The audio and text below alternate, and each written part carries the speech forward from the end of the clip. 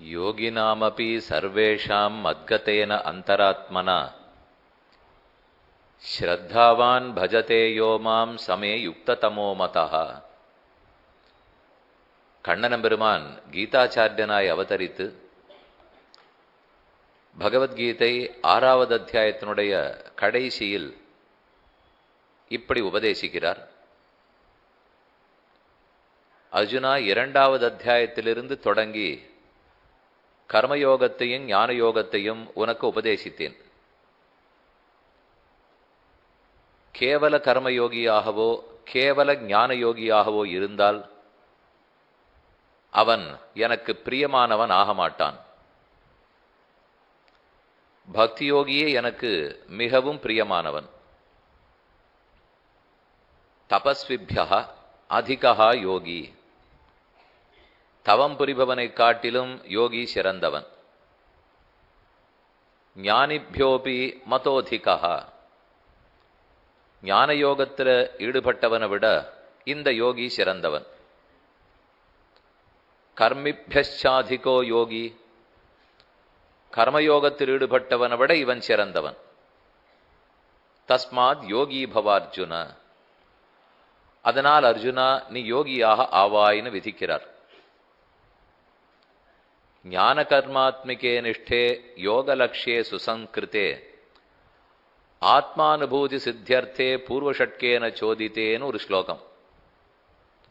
பரமாச்சாரியரான சுவாமி ஆளவந்தார் தம்முடைய கீதார்த்த சங்கிரகத்தில் 2வது அத்தியாயத்திலிருந்து 6வது அத்தியாயம் வரை பகவான் இதை சொல்லுகிறார்னு சுருக்கமாக கூறுகிறார்.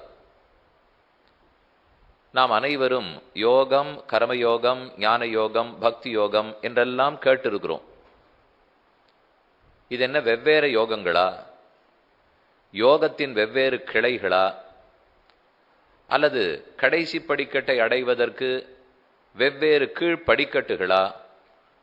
எதை பற்றி யோகம் யோகம்னு கண்ணன் சொல்லுகிறார்? இது கண்ணன் சொல்வதோடு நில்லாமல் முன்னமேயே யோக சாஸ்திரம், ஏன் யோக வாசிஷ்டம், இன்னும் யோக ரகசியம், மேலும் பதஞ்சலி யோகசூத்திரம், இப்படின்னு பல பெயர்கள் கேள்விப்பட்டிருக்கிறோம். இந்த யோகம் யோகம் என்பது எதை குறிக்கும்? யோகசாஸ்திரம் என்பது எது? அதற்கு பிரவர்த்தகாச்சாரியர் யார் என்பதை இன்று பார்க்க வேண்டும். ஆனால் அது சற்று நேரம் கழித்து. அதற்கு முன்னால் அர்த்தசாஸ்திரம் இன்னும் நாம் பார்க்கவில்லை. முதல் 2 நாட்கள் தர்மசாஸ்திரத்தின் சுருக்கம் பார்த்தோம். அடுத்த நாள் நியாயசாஸ்திரம், நையாயிகர்கள் என்ன சொன்னார்கள், அதான் தர்க்கசாஸ்திரம்ங்கிறத பார்த்தோம். நேற்றைக்கு மீமாம்சா சாஸ்திரம் ஜெய்மினியும் சேர்த்து ஆச்சாரியனான வேதவியாசரும் பூர்வமீமாம்சை உத்தர மீமாம்சையில் சொன்னதை சுருக்கமாக பார்த்தோம். பிரம்மமே ஆராத்தியன், பிரம்மமே ஜெகத்காரணம், காரணமான பிரம்மமே மோக்ஷப்பிரதன், அவரே சகல தேவதைகளுக்கும் அந்தராத்மாங்கிற அளவுக்கு நேற்றைக்கு பார்த்துட்டோம். இப்போ முதல்ல அர்த்தசாஸ்திரம்ங்கிறது பார்ப்போம். சுருக்கமாக சொல்லிடுறேன், ஏன்னா இது ஓரளவு நமக்கே நன்னா தெரியும். இது அவர்கள் தெரிஞ்சு அதை நமக்கு சொல்றதை விட அர்த்தசாஸ்திரம் எங்களுக்குவே தெரியுமேனால் இது வெறும் பொருளீட்டுதலை பற்றி இதில் சொல்லப்படலை. அர்த்தம்ங்கிறது இந்த இடத்துல பூமின்னு பொருள்படுகிறது.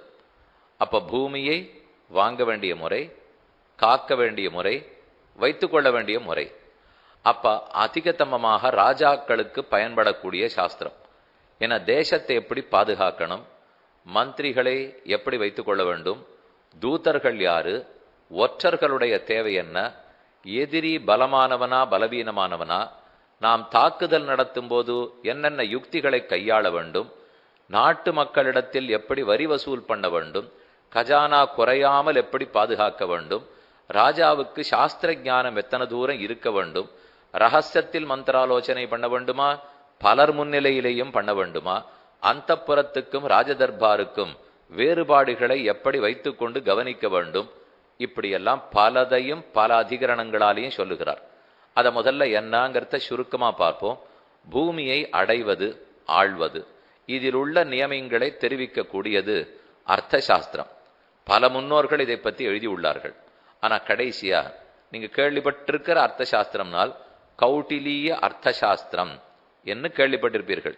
அவர் இதெல்லாத்தையும் சங்கிரகம் பண்ணி எழுதுறார். ஏற்கனவே நிறைய சாஸ்திரங்கள் உள்ளன, அதிலிருந்து சேர பிடித்து உங்களுக்காக சுருக்கமாக சொல்லுகிறேன். அதுல மொத்தம் 15 அதிகரணங்கள் உள்ளன. ஒவ்வொரு அதிகரணத்துக்குள்ளேயும் நிறைய அதிகரணங்கள் இருக்கின்றன. முதல்ல மேலோட்டமா இந்த 15 என்ன சொல்றதுன்னு பார்ப்போம். வினயாதிகாரிகம் முதல். இந்த புஸ்தகத்துல என்ன சொல்லியிருக்கேன், அட்டவணைன்னு முதல்ல போடுவோம் பாருங்க. அதை போல பொருளடக்கம் அட்டவணை. இப்புத்தகத்தில் சொல்லப்படுகிற அதிகரணங்கள் எவை? அத்தியக்ஷ பிரச்சாரகா, அத்தியக்ஷர்கள்னா நிர்வாகிகள். இப்போ ஒரு சதஸ் நடக்கிறதுனால் யார் நிர்வாகம் பண்றாரோ அவர் தான் அத்தியக்ஷர். பள்ளிக்கூடம் அத்தியக்ஷர், ஒரு பெரிய நிறுவனம் அத்தியக்ஷர். நிர்வாகிகள் எப்படி நடந்து கொள்ள வேண்டும். அடுத்து தர்மஸ்தீயம், அப்படின்னா நியாயாதிபதிகள். தர்ம நிலையிலிருந்து நீதிபதிகள் எல்லாம் நியாயத்தை வழங்க வேண்டும் இல்லையோ, நீதிபதிகள் எப்படி நடந்து கொள்ள வேண்டும். கண்டக சோதனம், ஒரு நாடுன்னு இருந்தா முள்ளாட்டம் சில பேர் இருப்பார்கள். திருடர்கள், கொள்ளைக்காரர்கள், தீயவர்கள், தீவிரவாதிகள், இப்படிங்கிறவர்களை விலக்கி ஆகணும் இல்லையோ. அவர்கள் தான் நாட்டின் முன்னேற்றத்துக்கு கண்டகர்கள், முள் போன்று இருப்பவர்கள். அவர்களை போக்கி சமாளிக்கிறது எப்படி? யோக விருத்தம், மற்றவர்களுக்கு தெரியாம ஒரு தலைவர் நடக்க வேண்டியது எப்படி? எல்லாத்தையும் எல்லாரிடத்திலையும் சொல்லி கொண்டு இருக்கக்கூடாது. ஒரு நல்லது செய்ய போறோம்னால் இன்ன நல்லத்துக்காக இதை செய்யறேன்னு ஆரம்பத்திலேருந்து தண்டோரா போட்டோம்னால் அதை வேண்டான்னு சொல்றதுக்கு தான் ஆள் நிறையா இருக்கும். அதனால அதை சொல்லி கொண்டு இருக்காதே, நல்லதை யோசிச்சுக்கோ, நீ நன்னா சிந்திச்சுக்கோ, அதை பிரிச்சுக்கணுங்கிறார் அவர். ஒரு நல்லத்தை நடத்த போறோம்னால் இப்படி இப்படி இப்படின்னு பிரிச்சுக்கோ. பிரிச்சுட்டு அதுல ஒரு பகுதியை இவர்கிட்ட கொடு, ஒரு பகுதியை அவர்கிட்ட கொடு, இன்னொன்னு 3ஆம் அவர்கிட்ட கொடு, கடைசி 4ஆம் அவர்கிட்ட கொடு. ஒத்தருக்கொத்தர் என்ன பண்றோங்கிறத தெரியாத பாத்துக்கோ, ஆனா 4 பேர் என்ன பண்றாங்கிறது உனக்கு தெரியும்படி பாத்துக்கோ. அப்படின்னா தான் கடைசி வரைக்கும் இந்த காரியத்தை முடிக்க முடியுங்கிறார்.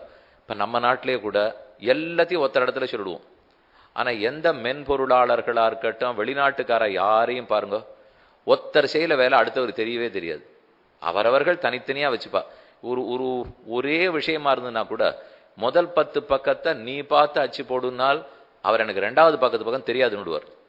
ஆனா நமக்கு ஒரு புஸ்தகத்தை கொடுத்தாள்னு வச்சுங்க, உனக்கு முதல் 10 பக்கம்னு சொல்லச்சேவே கடைசி பக்கத்தை பார்த்துருவோம். அது என்ன இருக்குன்னு முதல்ல பார்த்துப்போம். அப்புறம் தான் நாம செய்யணும்னு அது ஏன் பார்த்தா என்ன ஆகும், அது என்ன எனக்கு பக்கத்தில் இருக்கிறவருக்கு நல்ல பக்கமா கொடுத்துருக்கீர், எனக்கே சுமார் பக்கமா கொடுத்துருக்கீன்னு உடனே கேட்டுடும். அதனால ஒத்தருக்கு ஒத்தர் தெரியாம பிரிச்சு கொடுத்து வேலையை வாங்கிக்கோங்கிற. அதான் யோக விருத்தம். அப்புறம் மண்டல யோனிகி, ராஜ்யத்தில் அடங்கியுள்ளவர்கள் பலர், மந்திரிகள், அமாத்தியர்கள், தூதர்கள், அதே போல சேனாபதிகள், இவர்கள் எல்லாம் ராஜாவை சுத்தி இருக்கிறவாள் இல்லையோ, அதான் மண்டலம். அரசனை சுத்தி இருக்கக்கூடியவர்கள் அவர்கள்.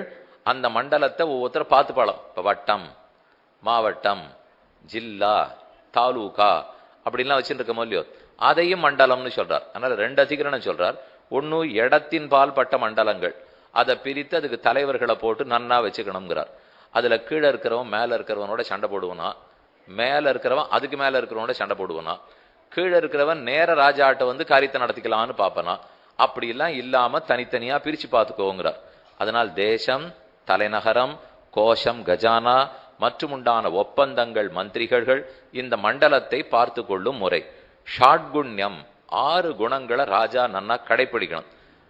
அமைதி, போரிடுதல், உபேட்சித்தல், படையெடுத்தல், உதவி வேண்டுதல், ஒரு ராஜாவோட போர் முடிந்து அமைதி என்று 6 வேலைகளை ஒரு ராஜா கணிசிக்க வேண்டும்.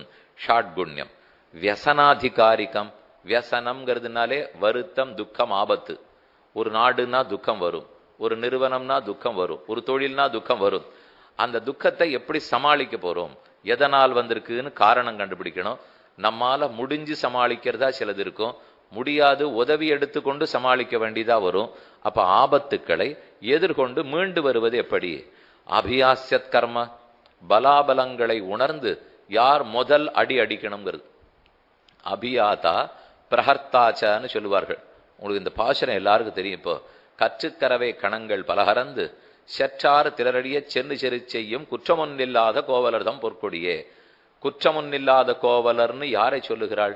குற்றம் இல்லைன்னால் யாரானு வந்து சண்டை போடுற வரைக்கும் இந்த பிள்ளை காத்துட்டு இருக்க மாட்டானா. ஆண்டாள் கோகுலத்தில் இருக்கிற ஒருத்தனுடைய பெண்ணை எழுப்பி கொண்டிருக்கிறாள். அவர் எப்படிப்பட்டவர்னால் அபியாதா, முதல்ல தான் தான் போரிட்டு போய் முதல் அடியை தான் தான் அடிப்பறான். இன்னொருத்தன் தன் நாட்டுக்குள்ள வர்ற வரைக்கும் காத்துட்டு இருக்க மாட்டார். ராவணன் ராமன் இருக்கும் இடத்தே வந்து அடித்தாரா, ராமன் ராவணன் இருக்கும் இடத்துக்கு போய் அடித்தாரா? அதுதான் சிங்கம் வேற்று நாட்டிலையும் போய் அடிக்குங்கிறாளோ இல்லையோ, அதை போல அது எப்படி ஒரு ராஜா செய்து கொள்ள வேண்டும். அப்புறம் 10வது அதிகரணம் சாங்கிராமிகம். சங்கிராமம்னா யுத்தம், சாங்கிராமிகம்னால் யுத்தத்துக்கு களத்தை எப்படி தயார் பண்ணணும், போராடும் கருவிகள் எப்படி தயார் நிலையில் இருக்கணும், பாசறை எங்க அமைக்கணும், போராளிகள் வந்து அடிபட்டு விழுந்துட்டாள்னால் அவர்களுக்கு வைத்தியம் எப்படி பண்ண வேண்டும், இதெல்லாத்தையும் தெரிஞ்சுக்கிறது. அப்போது சாங்க விருத்தம், அனுகூலர்களான ராஜா அவர்களை சமாதானப்படுத்திக்கணும், பிரதிகூலர்களான ராஜா அவர்களோட போரிட்டு தண்டனை கொடுத்து சரிப்படுத்த வேண்டும். இப்படி ரெண்டையும் பிரித்து தெரிந்து கொள்ள வேண்டும். ஆபலீயசம், அபலா அபலன், ஆபலீய.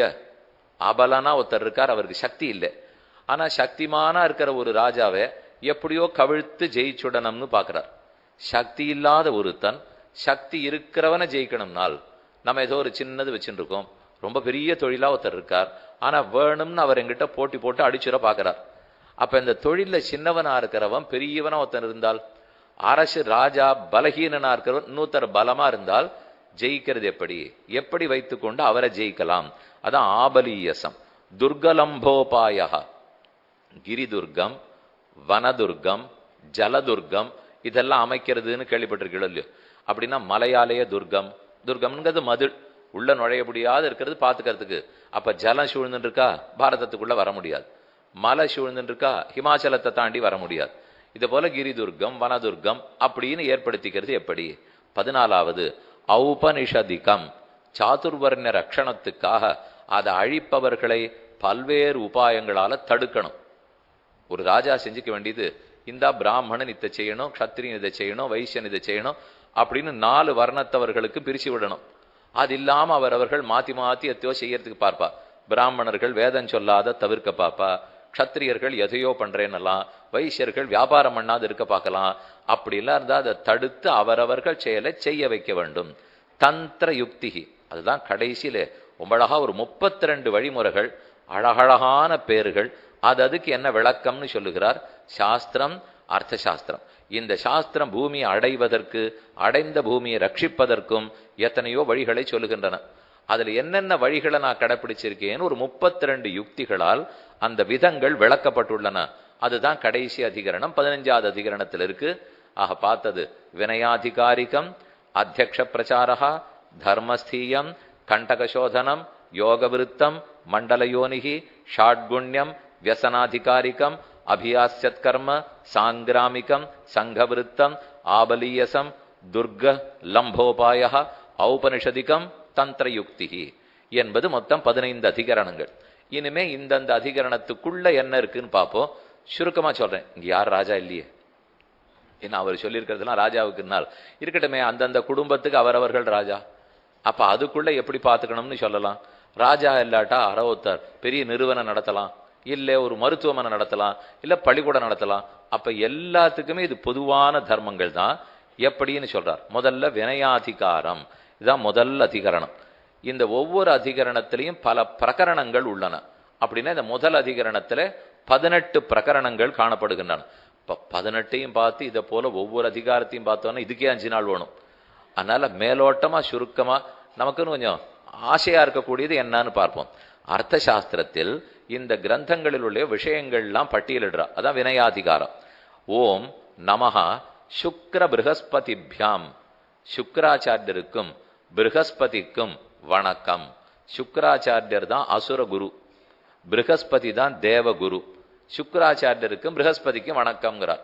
ரொம்ப ஆச்சரியம். கண்ணன் கீதையில சொல்லச்சே, நான் கவிஞர்களுக்குள்ளே ப்ரஹஸ்பதியா இருக்கேன்னு சொல்லல, உஷனா கவியா இருக்கேன்னு சொல்றார். கவினாம் உஷனா கவிஹி, அந்த உஷனா கவிங்கிறவர் தான் சுக்ராச்சாரியர். கவிகளுக்குள் நான் உஷனா கவியா இருக்கேன்.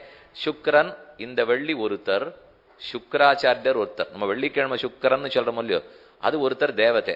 இப்ப நான் என் சொல்லிட்டு இருக்கிறது அசுரர்களுக்கு குலகுருவா இருக்கிற சுக்கரர். அந்த சுக்கரனுக்கும் ப்ரஹஸ்பதிக்கும் வணக்கம். இதிலே ஓம் நமஹ சுக்ர ப்ரஹஸ்பதிப்யாம், அசுரகுரு தேவகுரு இருவரையும் வணங்குகிறேன். இந்த அர்த்த சாஸ்திரத்துக்கு பிரவர்த்தகாச்சாரியர்கள் இவர்கள் தானா. அவர்களை முதல்ல வணங்குறேன்.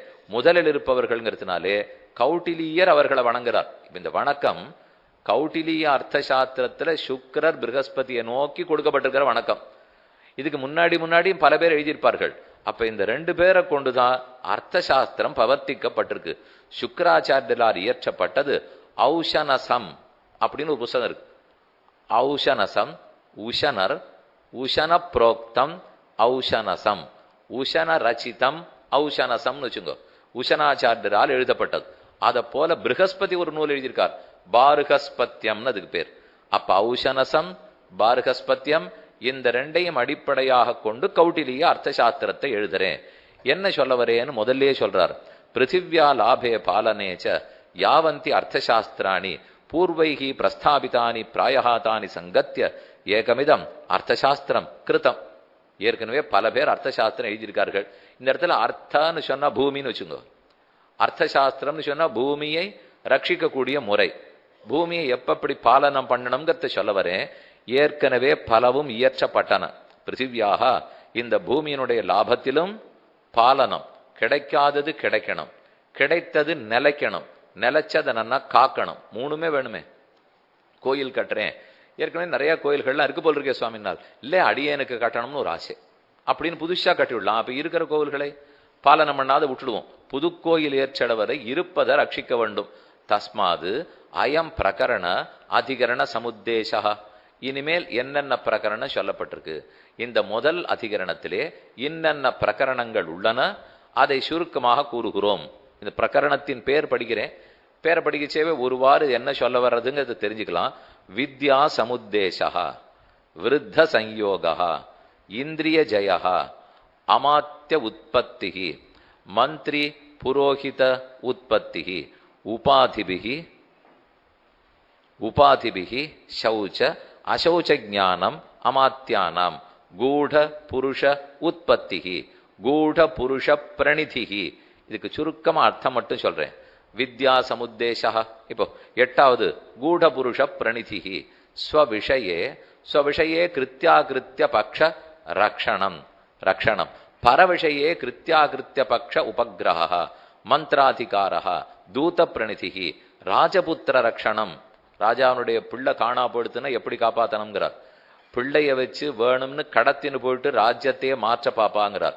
அதுலேருந்தெல்லாம் பிள்ளைய ஜாகிரதையா பாதுகாக்கணும். அதுக்குன்னு சில மந்திரிகளே தனக்காக உயிரையே கொடுப்பவர்களாக மந்திரியை வச்சுக்கணும். அந்த சமயத்துக்கு அந்த ரகசியமான ஒற்றர்களிடத்துல குழந்தைய கொடுத்து அனுப்பிச்சு விடணும். அதுக்கப்புறம் 10 வயசு கழிச்சு அந்த குழந்தைய கண்டுபிடிக்கச்சே என்ன நீ பண்ணணும். ஏன்னா மக்கள் சுலபத்துல ஏத்துக்க மாட்டா, ஒன் நிலைமை அதுக்குள்ள என்ன ஆயிருக்குமோ தெரியாது அப்படின்னு ஒரு ராஜகுமாரனை காக்க வேண்டிய முறை சொல்றார். அவருத்த விருத்தம், அவருத்தேச்ச விருத்திகி, ராஜ பிரணிதிகி, நிசாந்த பிரணிதிகி. அதே மாதிரி ஆத்ம ரக்ஷாதிகம் இது வினயாதிகாரிகம் என்று இது ஒவ்வொன்றும் வினயாதிகாரிகம். இதுல முதல்ல சொல்றாரு இப்போ, அதாவது ஆன்வீக்ஷிக்கு வினயாதிகாரிகத்தில் முதல்ல வித்யா சமுத்தேசா. இங்கதான் நீங்க நல்லா கேட்டுக்கணும். நான் எதை அடிப்படையாக கொண்டு அர்த்தசாஸ்திரம் எழுதுறேங்கிறார். எதென்னால் இதோ இவற்றை கொண்டு எழுதுறேன். சப்தம், அனுமானம், பிரத்யக்ஷம், நியாயசாஸ்திரம், இதன் அடிப்படையில் அர்த்தசாஸ்திரம் எழுதுறேங்கிறார். இப்ப இது எங்க திடீர்னு இவர் சொல்ல வந்தார்? இந்த எல்லா சாஸ்திரங்களுமே ஒன்னோட ஒண்ணு தொடர்பு இருக்கிறது. ஒண்ணு விட்டு கொடுத்துறாது. இப்ப ரசாயனம் படிக்கணும்னா கணக்கு பாடம் படிக்காத படிப்போமா? பௌத்திகம் படிக்கணும்னா கணக்கு இல்லாத இருக்குமா? பொருளாதாரம் படிக்கணும்னா கணக்கு இல்லாத இருக்குமா? எதை படித்தாலும் அது ஒண்ணுக்கு ஒண்ணு சம்பந்தம் இருக்கும் இல்லையோ? அதே போல மீமாம்சா சாஸ்திரம், நியாயசாஸ்திரம், யோக சாஸ்திரம், ஆயுர்வேத சாஸ்திரம் எல்லாம் ஒண்ணுக்கு ஒண்ணு தொடர்பு கொண்டவை. அதனாலதான் இவரே முதல்ல பிரதிக்க பண்ணிக்கிறார். ஆன்வீக்ஷிகி நேத்தே பார்த்துட்டோம். ஆன்வீக்ஷிக்கின்னு முந்தா நாளே சொன்னேன். அனுமானம், ஆன்வீக்ஷிக்கிங்கிற நியாயசாஸ்திரம், திரையி ரிக்கு யஜு சாமங்களாகிற வேதங்கள், வார்த்தா அவற்றினுடைய வியாக்கியான ரூபமான வாக்கியங்கள், தண்டநீதி தண்டனையை பற்றி கூறக்கூடிய வாக்கியங்கள், இவற்றை உத்தேசித்துத்தான் நான் அர்த்த சாஸ்திரத்தை எழுதுறேன். சாம தான பேத தண்டம்னு சொல்றோமே, எது நடத்திலே சமாதானமா போகணும், யாருக்கு கொஞ்சம் கொடுக்க வேண்டியதை கொடுத்து இழுக்க வேண்டியவாளை இழுக்கணும். அது இப்ப ராஜாக்கள்லாம் நன்னா பேசுறாளோ இல்லையோ, அப்பப்ப என்ன கொடுக்கணுமோ கொடுங்கோ, அப்பதான் வர வேண்டியவாள்லாம் நம்ம பக்கத்துக்கு வருவா. அதான் தானம். பேதம் அப்படின்னா பேதம் இருக்கிற ஒரு குழுவுக்குள்ளேயே பிரிச்சு விடணும். அப்படின்னா தான் நம்ம காரியம் நடக்கும். தண்டனை ஒன்னும் ஒத்து வரலன்னா அடி உதவ மாதிரி அண்ணன் தம்பி கூட உதவ மாட்டார் சுவாமி. அப்படிங்கிறது கடைசி தண்டனை. ஹனுமான் அசோகவனத்துல போனார், சீதையை தரிசித்தார், ராமநாமாங்கித மோதிரத்தை கொடுத்துட்டார், புறப்படணும். யோசிச்சு பார்க்கிறார், வந்ததுக்கு கொஞ்சம் நல்ல காரியம் பண்ணிட்டு போக வேண்டாமா? நம்ம பாட்டுக்கு வந்தோம் பார்த்தோம் திரும்பி போயிட்டோம்னு சொன்னா பண்ணுவோன்னு எப்படி இந்த ராட்சசால சந்திக்கலாம்? ராவணனையும் பார்க்கணும். சாமம் சமாதானம் நிச்சயமா ராட்சசனோட பண்ண முடியாது. தானம் இவர்கிட்ட ஒண்ணுமே இல்லை, அவள்கிட்ட எல்லாம் இருக்கு, இவர் எதை தானம் கொடுப்பார்? பேதம் பேதம் பண்ணலாம், நல்லவர்களுக்கு நடுவுல தான் பேதம் பண்ண முடியுமா? அங்க ராமாயணத்துல சொல்றார், இவள்லாம் ராட்சசர்கள், ராட்சசர்களை பிரிச்சே விட முடியாதான். குழாங்கள் பேரரக்கர் குலம்பிய முனிந்தவனைன்னு ஆழ்வாருடைய பாட்டு. பேரரக்கர்கள் எப்படி இருப்பாடி தகப்பனார் வேடிக்கையா சொல்லுவார், பேரரக்கர்கள் குழாம் குழாமாக இருக்க அவர்கள் குலத்தை அழித்த ராமா.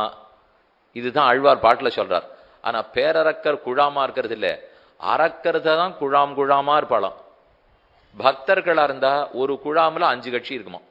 பக்தர்கள் ஒரு சபை ஆரம்பிச்சால் 5 பேர் இருக்கலாமே, அது 6 கட்சி இருக்கு சுவாமி. அதே தீயவர்கள் ராட்சசர்கள் ஆரம்பிச்சா ஒற்றுமையா இருப்பாள். அதனால பேரரக்கர்கள் குழாம் குழாமாக இருப்பார்கள், பக்தர்கள் தான் ஏனோ நெல்லிகா மூட்டையாட பிரிஞ்சு படுறாலும். அதனால அவர்களிடத்திலே சாமம் தானம் பேதம் ஒத்து வராது தெரிஞ்சின்றார். தண்டனை ஒன்று தான் வழி. ஒரு நீண்ட இரும்பு கழி ஒன்று கிடைச்சது, எடுத்துட்டார், ஒரு ஷர்ட்னார், ஆரம்பிச்சு சண்டை. அப்ப அந்தந்த சமயத்தில் ராஜா முடிவெடுக்கணும் இல்லையோ, இப்ப சாமமா இது பேதமா இது தண்டமா, எப்ப பயப்படுத்தணும் எப்ப பிரியமா பேசணும்னு அதுலதான் இங்க சொல்ல வர. அப்ப ரெண்டாவது, அப்ப முதல்ல சொன்னது எந்த வித்தையை உத்தேசித்து சொல்லுகிறேன். அடுத்து ரெண்டாவது விருத்த சங்கயோகா, ஞான விருத்தர்களுடைய சேர்க்கை இல்லாம கிடைக்காது. ஒரு ராஜான்னு இருந்தாலோ இல்ல பெரிய தலைவர், அது கட்சி நடத்துறவரா இருக்கட்டும் எதுவா வேணா இருக்கட்டும், பல பேரை வழி நடத்தக்கூடிய இடத்துல ஒருத்தர் இருக்காருன்னு வச்சுக்கோ, கண்டிப்பா ஞானத்தால மூத்தவர்களை யாரான அபிப்பிராயம் சொல்றதுக்கு வச்சுக்கணுமா. அவர்கள் சொல்றபடி கேட்டுக்கணும், கேட்டுக்கோ, முடிவை நீதான் எடுக்கணுங்கிறார். அவர்களை முடிவெடுக்க விடாதே, உனக்கு வேண்டிய அபிப்பிராயம் என்னென்ன சொல்லணுமோ அவ சொல்லிடுவா. முடிவெடுப்பாளானால் அவர்களுக்கு நாட்டை நடத்தியும் பழக்கம் இல்லை, தொழிலை நடத்தியும் பழக்கம் இல்லை. அதனால அவர்களுக்கு எப்பவும் உள்ள ஒரு பயம் இருக்கும், ரொம்ப ஜாகிரதையா இருப்போமே. அப்படியே தான் அவ சொல்றவாள்லாம் அபிப்பிராயம் சொல்லிட்டு இருப்பா. ஜாகிரதையாவே இருந்தா வீட்டோட உட்காந்துக்க வேண்டியதான், ஒன்றும் பண்ண முடியாது. ஆனா அதை கேட்டுக்கலன்னு வச்சுக்கோ, பாதை மாறி போடுவோம், தப்பி போடுவோம் இல்லையோ. அதனால சொல்றதை கேட்டுக்கோ, நீ தான் சிந்திக்கணும். என்னைக்குமே ஒரு யார் அதிபரோ அவர் தான் முடிவெடுத்தாகணும், பொறுப்பு அவர் விட்டு போகாது. ஒரு புதிய யுக்தியை கையாள போறார், நாட்டை விஸ்தரிக்க போறார்னு சொன்னாலும் அவர் தான் முடிவெடுக்கணும். அதுக்காக மந்திரிகள் முடிவெடுக்க மாட்டா. ஆனா அந்த முடிவெடுக்கிற சமயத்துக்கு இது குற்றம், இது குறை, இது நடக்காது, இது தப்பு எல்லாம் சொல்லுவா. அதை கண்டு அந்த தலைவர் கலங்கவே கூடாதுங்கிறார். அப்ப அதை எல்லாத்தையும் எப்படி எடுத்துக்கணுமா, நம்ம இன்னும் சரியான பாதையில போறதுக்கு நம்ம கிட்ட இருக்கிறவன் அபிப்பிராயம் சொல்றான் அப்படின்னு எடுத்துக்கணுமே தவிர, ஆமா நான் ஒண்ணு பண்ணாலே இப்படித்தான் நீங்களாம் எதிர்ப்பு வேண்டாம் போ இப்படின்னா ஒரு முன்னேற்றமும் வரவே வராது. இப்போ அப்ப நான் ஒவ்வொரு காலடி எடுக்க சேவும் எதிர்ப்பு வரும்.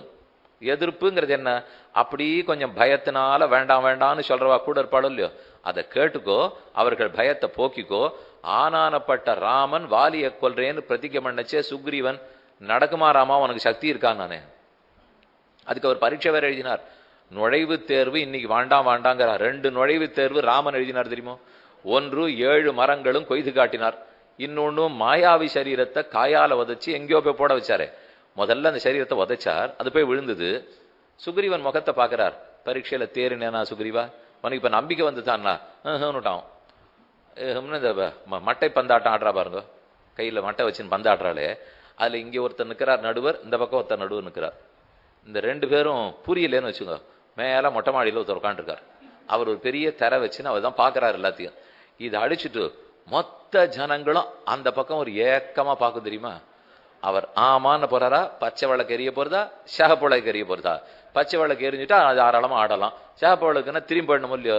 அதை போல ராமன் இப்ப சுக்ரீவனை பார்த்தார் போல். சுக்ரீவா நான் என்ன தேர்விட்டானா, நுழைவு தேர்வுனால் இல்ல, எங்க அண்ணா இதை எட்டி உதைக்கச்சே அது ரத்தம் சதை மாம்சம் எல்லாத்தோட இருந்தது, பல வருஷங்கள் அது காஞ்சி வத்தல் தொத்தலா இருக்கு, அதை நீ தூக்கி அடிச்சத ராமா நான் எப்படி பலம்னு ஒத்துக்க முடியும்னுட்டான். இதை முதல்லயே சொல்லக்கூடாதா. சரி, 2வது தேர்வு எழுதுவோம். இப்பவும் சொல்றாலும், இப்போ அடிப்படை நுழைவு தேர்வு, அப்புறம் தேர்ந்தெடுத்த நிலையின் நுழைவு தேர்வு 2 இருந்தா தான் தொழில்நுட்ப கழகத்துக்குள்ளே போக முடியும். அதை போல ராமனுக்கு 2 வச்சுட்டாபோல் இருக்கு. முதல் தேர்வு எழுதினார், தாண்டினார், போறல இவனுக்கு. அதனால 2வது, என் வாலி இந்த பெரிய சால விருட்சத்தை ஒரு அம்பால கொய்திருவார்னார். இந்த தரம் ஜாகிரதை ஆயிட்டார் ராமர். இதே மாதிரி அவர் ஒரு அம்பை வச்சு ஒரு மரத்தை உடைச்சிருக்கணுமோ இல்லையோ? லக்ஷ்மணனை பார்த்து, லக்ஷ்மணா வில்ல கொண்டா, வில்ல வளைச்சார். லக்ஷ்மணன் பார்க்கிறார், இவர் ஏது வளைக்கிற வேகத்துக்கு 7 மரத்தையும் அடைக்கிறதுக்குன்னா இவர் வளைக்கிறார், ஒரு மரத்தை தானே அவர் சொன்னார் நினைச்சார் லக்ஷ்மணன். ராமன் சங்கல்பிக்கிறார், 7ஆக இருப்பதை அழி என்று சொல்லி அம்பை விட்டுட்டார். அம்பு போயிடுத்து, தைச்சாச்சு. 7 மரங்கள் முடிஞ்சு வெளியில வருது. புனராய் நின்ன மரமேடு அன்னைத உருவில் வலவாவோ, புனரை நின்ன மரமிரண்டின் நடுவே போன முதல்வாவோ, திணறார் மேகமென களிறு சேரும் திருவேங்கடத்தானே, திணறார் மேகத்துனபாதம் உனபாதம் கூடுவதடியேன், என்னைக்கு வந்து கூட போறேனோன்னு நம்மாழ்வார் திருவேங்கடவனிடத்துல பிரார்த்திக்கிறார். 7 மரங்கள் முடிஞ்ச உடனே அம்பு ஒரு நிமிஷம் நிக்கிறதாம். 7 மரத்தை அடின்னு மட்டும் ராமன் சொல்லல, 7 அடின்னு சொன்னார். சப்த ரிஷிகள் எங்க இருக்கா? சப்த பர்வத்தங்கள் எங்க இருக்கு? சப்த கன்னிகைகள் எங்கே? சப்த சமுத்திரங்கள் எங்கே? என்ன 7 எது இருக்கோ அதெல்லாம் இலக்கோன்னு யோசித்துதான். யாரெல்லாம் 7 இருந்தாலும் நடுங்க ஆரம்பிச்சாலாம். கம்பர் பாட்டுல சொல்றா, 7 இக்கணைக்கு இலக்கானதோ, ஒருவேளை இந்த கணக்கு எல்லா 7 இருக்கிறது இலக்கானதோன்னு பயந்துதான். நல்ல வேளை அந்த அம்பு ஒத்திரையும் ஒன்றும் பண்ணல, முடிச்சுட்டு ராமனுடைய அம்புரா துணிக்குள்ள வந்து உட்கார்ந்துருதுன்னு சொல்லுவார்கள். ஏன்னா 2வது தடவை 7ஐயும் அடிச்ச காரணம் அப்படின்னா திரும்ப ஒரு பரீட்சை வைக்க மாட்டானோ இல்லையோ. நான் இப்ப ஒன்னே உன்னை உடைக்க போக எங்கண்ணாவும் உன்னை உடைப்பார், நீயும் உன்னை உடைப்ப, அப்ப நீ ஜெயிப்பேன்னு எப்படி நம்புவேன் ராமானுட்டானால்? அதனாலதான் வேண்டாம், 7ஆவே முறிச்சிருவோம். திருவிக்கிரம பெருமான் அப்படித்தான் 3 லோகத்தை பறிச்சுன்னு போனான்னா இவர் 7 லோகத்தை அளப்பார். 3தானே இவரும் அளந்திருக்கணும். ஆனா 7 அளந்தாருன்னா இவன் பேரன் ஒருத்தன் நாளைக்கு வந்து பாக்கி 4 இது தன்னுதுன்னு. அதனால மொத்தம் இன்னைக்கே அளந்து வச்சிடுவோம், யாருதா இருந்தாலும் நமக்குன்னு புரிஞ்சுக்கிட்டோம்னு பண்ணிருப்பா போல். அதுக்காக சொல்ல வந்தேன். அப்ப இங்கே ஞான விருத்தர்களை வச்சுக்கணும், அவர்கள் சொன்னதையும் கேட்டுக்கணும், அப்புறம் நம்ம முடிவு எடுத்துக்கணும். முடிவு எப்பவும் அரசனாக தான் இருக்கணும். ஆனா அபிப்பிராயத்துக்கு விருத்தர்களை வச்சுக்கோ. ஞான விருத்தர்களுடைய சம்யோகத்தை சொல்லிட்டு இந்திரிய ஜெயா.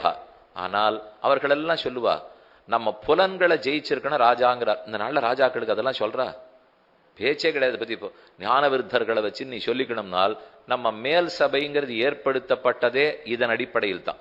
ஏன்னா அவர் சொல்லியிருக்க, இப்போ ஞான விருத்தர்கள்னு அவளால போய் மக்களத்துல தேர்தலில் ஜெயிச்சு வர்றதுக்கெல்லாம் அவர்களால முடியாது. ஆனா ஞானத்துல வசந்தவளா இருப்பா, அப்ப அவர்களை வச்சுப்போம் அப்படிங்கிறது ஏற்படுத்தினா பாருங்க. அதனாலதான் அது ஞான விருத்திங்கிறதுனாலே அது வேணுமா வேண்டாமான்னு எடுத்துப்போம். அது மேல் சபை இருக்கணுமா வேண்டாமா, அதை ஒரு நாள் கலைப்பா, ஒரு நாள் உண்டுன்னுவா, வேண்டிவாளை உட்காந்து வச்சிருவா. அது ஞான விருத்தரான்னு தெரியாது. நமக்கு வேண்டிவா விருத்தர்களா இருந்தா உட்காந்துருவோம்ன்றாள் நாள். அப்ப அர்த்த சாஸ்திரத்துல கௌட்டிலியர் இப்படித்தான் சொல்றார், ஞான விருத்தி மட்டும் இருந்தா போராது, உனக்குன்னு இந்திரிய ஜெயம் இருக்கணும். அரசன் ஓரளவுக்கு இந்திரியத்தை அடக்கினவனா இருந்து விரதம் தபஸ் யோகம் இதெல்லாம் நாட்டை ஆள்பவனுக்கும் இருந்தால்தான் இந்த நல்லவைகள் மக்களிடத்துல வரணும்னு நம்ம விருப்பப்படுவான். தனக்கு அதில் விருப்பமே இல்லைன்னு வச்சுங்க, ரொம்ப தூரம் புறத்தியாருக்காக யோசிச்செல்லாம் நம்ம செய்ய மாட்டோம்.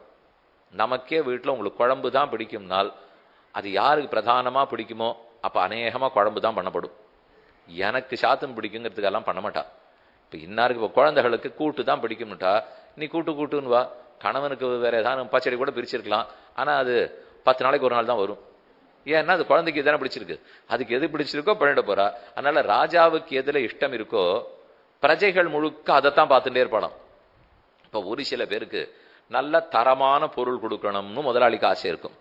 தரம் இருக்கட்டும் சுவாமி, பணம் வேணும், அதனால லாபம் தான் முக்கியம். ஒரு சிலருக்கு ஆசை இருக்கும், லாபமோ தரமோ அதெல்லாம் இருக்கட்டும், வித்துண்டே இருக்கணும், நிறைய விற்கணும். இது ஒரு சிலருக்கு ஆசையா இருக்கும். அந்த முதலாளிக்கு எதுல விருப்பம் இருக்குமோ கீழே இருக்கிற கடைசி வரைக்கும் அநேகமா அதைத்தான் விரும்புவா. அதனால என்ன ஆயிடும், அவர் இன்னொன்னு கேள்வியே கேட்க மாட்டார். கொஞ்சம் பணம் விரயமாறுதுன்னு வச்சுங்க, ஏன் இவ்வளவு ஆச்சுன்னு அது கேட்காத முதலியாளா இருந்துட்டா கடைசி வரைக்கும் புரிஞ்சு விடுவா எல்லாரும். ஓ இது இவர் கேட்க மாட்டார், வித்துட்டு வந்துட்டா போறோம், இவர் ஒன்றும் கேட்க மாட்டார். இல்ல தரமா கொடுத்துட்டா போறோம் கேட்க மாட்டார். அதனாலதான் நீ ஜாகிரதையாரு, உனக்கு என்ன விருப்பம்ங்கிறத வெளியில காட்டிக்காதே, எல்லாத்திலையும் விருப்பம் இருக்கிற மாதிரி சொல்லு. உனக்கு தனியா உள்ள விருப்பம் இருக்கட்டும், ஆனா அப்படி அப்படின்னு தெரியும்படி நடந்துக்காதே. அதுக்கு இந்திரிய ஜெயம் வேணும் இல்லையோ. 3வது 4ஆம் பிரகரணத்தில் அமாத்திய உற்பத்திகி, நான் மட்டும் இருந்தா போராது, நல்ல மந்திரிகளை வச்சுக்கணும். ராமன் பரதனிடத்துல கேட்கிறார், நல்ல மந்திரி வச்சுருக்கியா பரதா, உனக்குன்னு உயிரை கொடுக்கறதுக்கு ஒரு 2 பேரை வச்சுருக்கியா? அபிப்பிராயம் சொல்றதுன்னா எல்லாரும் வருவா, உயிரை கொடுக்கறதுன்னா யாரு வருவா? அப்படி இருக்கிற மந்திரிகளை வைத்துக் கொள்ள வேணும்னு பரதன் ராஜ்யம் பண்றதா நினைச்சுன்னு சொல்றார். மந்திரி புரோஹித உற்பத்திகி, மந்திரியோட போராது, நல்ல உனக்கு தர்ம காரியத்துல சிந்தனை பண்ண வைக்கிற புரோஹிதர்களை கூட வச்சுக்கணும். அது ராஜாவுக்கு வேணுங்கிறார். உபாதிபிகி சௌச்ச அசௌச்ச ஞானம் அமாத்தியானாம். ரகசியமான பரீட்சைகளாலே யார பிரதானமான இடங்கள்ல வேலை வச்சிருக்கமோ அவர் நமக்கு வேண்டியதை பண்ணிட்டு இருக்காரா, தனக்கு வேண்டியதை பண்ணிக்கிறாரான்னு அப்படி விசாரிக்கணுமா. ஒருத்தர் நடத்துறான்னு இருந்தா, ராஜான்னு இருந்தால் வெறும ஒருத்தரை வச்சுட்டு விட்டுடக்கூடாது. இவர் என்ன பண்றாருன்னு பின்னாடி போய் ராத்திரி விசாரிக்கணும். விசாரிக்கிறதுக்கு ஒற்றர்களை வச்சுக்கணும். அவர் எங்கேயானு தனிமையில இருக்கிறச்சே என்னை பத்தி பேச்சு வரைச்சே, ஆமா இந்த ராஜாவுக்கு வேலை செஞ்சு என்ன செஞ்சேன் அப்படின்னு சொல்லிக்கிறாரா, இல்ல நம்ம பத்தி நல்லதா சொல்லிக்கிறாரான்னு ஒற்றர்கள் மூலம் விசாரிச்சுக்கணுமா.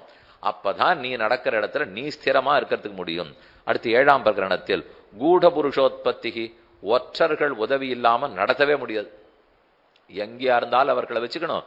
அவர்கள் ஒன்ன கால இழுத்து விடாத பாத்துக்கணும். ஏன்னா அவருக்கு எல்லா ரகசியமும் தெரிய போறது.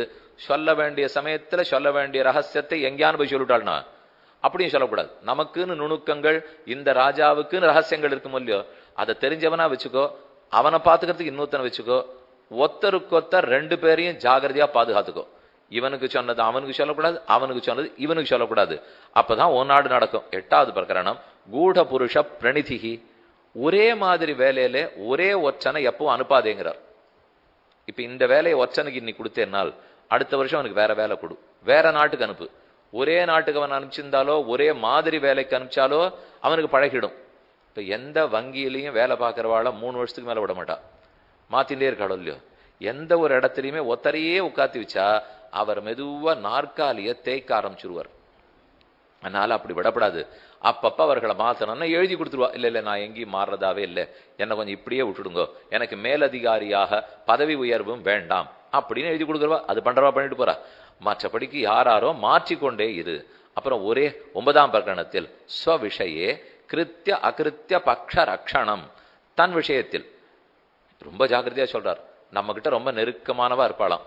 அவர்களுக்கு என்ன விருப்பம்ங்கிறத நீ தெரிஞ்சுக்கோ. அந்த விருப்பமான பொருள் முழுக்க வாழ்க்கை இருக்கான்னு பார்த்துக்கோ. நீ இதை பண்ணலைன்னால் உன்னுடைய விரோதி நாட்டுக்காரன் அந்த விருப்பத்தை தெரிஞ்சுன்னு அதை கொடுத்து அவனை இழுத்துன்னு போயிடுவாங்கிறார். உன்னோட ஒருத்தர் வச்சிருக்கே, அவருக்கு இப்போ ஒன்றும் இல்லை சுவாமி, அவருக்கு அல்வா சாப்பிட்றதுக்கு ரொம்ப பிடித்தம். ஒருவேளை நான் கொடுக்குற இடத்துல அல்வாவே அவர் கொடுக்கலன்னு வச்சுக்கோ, அப்போ யாரான ஒருத்தர் கொடுத்துட்டாருனால் அப்போ அவன் பக்கம் போயிடுவான். உன்னை காட்டி கொடுத்தாலும் காட்டி கொடுத்துருவான். அதனால உன் கூட இருக்கிறவர்களுக்கு எது எதுல விருப்பம் அதை வெளியில இருக்கிறவா கொடுக்காத எப்படி நீ பார்த்துக்க போற, நீ எப்படி கொடுக்க போறேன்னு பார். இதுல பல பேர் கோபிட்டர் 2 வகையா பிரிக்கிறார்.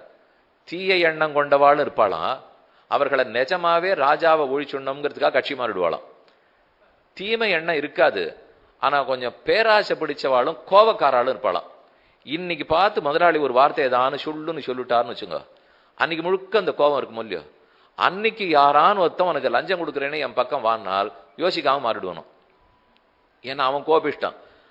அவன் ஒண்ணு இப்ப ராஜாவுக்கு தீமை நினைக்கிறவன் இல்லை, ஆனா அவனுக்கு என்னமோ ஒரு கோபம் உள்ள இருக்கு. அது இன்னைக்கு பார்த்து நான் ஒரு வார்த்தை சொல்லியிருப்பேன், சோதனையா யாரோத்தர் வந்து அன்னைக்கு லஞ்சம் கொடுக்குறேன்னு இருப்பார், பிடிச்சிருக்கா மாதிரி இருக்கு, எப்படி இந்த முதலாளி இப்படிதான் என்ன சொல்லிட்டே இருக்கார், மாறிடுவோம். அதனால 2ஆ பிரிச்சு வச்சுக்கோ. கோபிட்டர்களையும் லோபமா இருக்கிறவாளையும் எப்படி நடத்த போற, நிஜமாவே உன்னை ஒழிக்கணும் நினைக்கிறவனை எப்படி நடத்த போற, ஒழிக்கணும் நினைக்கிறவனை நீ ஒழிச்சுணுங்கிறார். ஆனா கோபம் லோபம்னு இருக்கிறவாளை அப்படிலாம் அனுப்பாதே. அந்த மாதிரி அவன் தப்பு பண்றவன் இல்லை, நீ பார்த்தவங்கிட்ட நடந்துக்கோ, சொல்லாதே. ஒருவேளை இன்னைக்கு யாரையான கோவிச்சுட்டு இருந்தோம்னால், எனக்கு தெரிஞ்ச ஒருத்தர் பண்ணிட்டே இருப்பார், இன்னைக்கு ரொம்ப கோபத்தோட ஒருத்தர் பண்ணிருக்கோம்னு வச்சுங்க, வேணும்னு போய் தானே சமாதானம் பேசிடுவார், இல்லை யாரையானு விட்டு சமாதானம் பண்ணிடுவார், இல்லை மேற்கொண்டு அன்னைக்கு அவரை வேலை செய்ய விட்டாம வீட்டுக்கு அமிச்சிடுவார். என்ன இங்க இருக்கிற இடத்துல இருந்துட்டு இருந்தான்னு வச்சுங்க, அப்பதான் இப்படி எதையானு பார்த்து வர்றவாழ்கிட்ட ஏதானு தப்பா பேசிடுவான், வேற மந்திரி வந்தா தப்பா பேசிடலாம், எல்லாம் வேண்டாம் வீட்டுக்கு போயிடுனால் கொஞ்சம் அங்க போய் கோபம் அடங்காதா அப்படின்னு பாக்குறதுக்காக அனுப்பிச்சிடுவோம் போது. அதனாலதான் ஸ்வராஜ்யே ஸ்வவிஷயே கிருத்தியா கிருத்திய பர ரக்ஷணம். ஸ்வராஜ்யத்திலும் அதே போல எது கிருத்தியம் எது அகிருத்தியம். இது ஏன் சொல்றாருனால், சல்யன் யாருக்கு உதவறதுக்காக வந்திருக்கணும், வந்தது மாதிரிக்கு. மத்ர தேசத்து மன்னவன் தானே அவன். மாதிரி சுதர்கள் நகுல சகதேவர்களுக்கு மாமா. அப்ப அவர்களுக்கு உதவறதுக்காகத்தான் குருக்ஷேத்திரத்துக்கு வந்துட்டு இருக்கான். ஆனா துரியோதனன் அவனுடைய புத்தியை நன்னா புரிஞ்சுட்டான். இவர் கொஞ்சம் மேலோட்டமா அப்படி பட்டாட்டோபம் காட்டினா மயங்குவார், அதை தெரிஞ்சு வச்சிருந்தான். போற வழி எல்லாம் வளவு வளவா அமைச்சு தண்ணீர் பந்தல் அமைச்சு ஓஹோன்னு ஏற்பாடு பண்ணான். அவருக்கு புலகாங்கிதம் அடைஞ்சிட்டார், நான் வர்றதுக்கு என்னமா ஒட்டி வச்சிருக்கா அப்படின்னு எல்லாத்தையும் பார்த்தார். பெரிய பெரிய இதெல்லாம் ஏதோ சுவர் ஒட்டி எல்லாம் இருந்தது போல் இருக்கு. பார்த்துட்டு கொஞ்சம் மயங்கி என்னான்னு அவங்ககிட்ட பேச பண்ணார். அப்ப அவன் அழகா பேசுறபடி பேசி, நீர் அவர் பக்கம் போறது இனிமே தப்பு, இவ்வளவு தூரம் நான் பார்த்திருக்கேன்னு என் பக்கம் இருந்து போராடுறதான் சரின்னு மனசே மாத்திட்டான். அதனால கடைசி வரைக்கும் துரியோதன பட்சத்திலே இருக்க வேண்டி வந்தது இவாளுக்கு மாமாவே. அப்ப அது மாறினது எதனால? இப்போ எங்கேயோ அவருக்கு இருக்கிற பலகீனத்தை புரிஞ்சுட்டான் துரியோதனன். அதை போல் பலகீனத்துக்கு இடம் கொடுக்காதே, நீயும் பலகீனப்படாதே, உன்கிட்ட இருக்கிறவாளுடைய பலகீனத்தையும் தெரிஞ்சுட்டு செய்.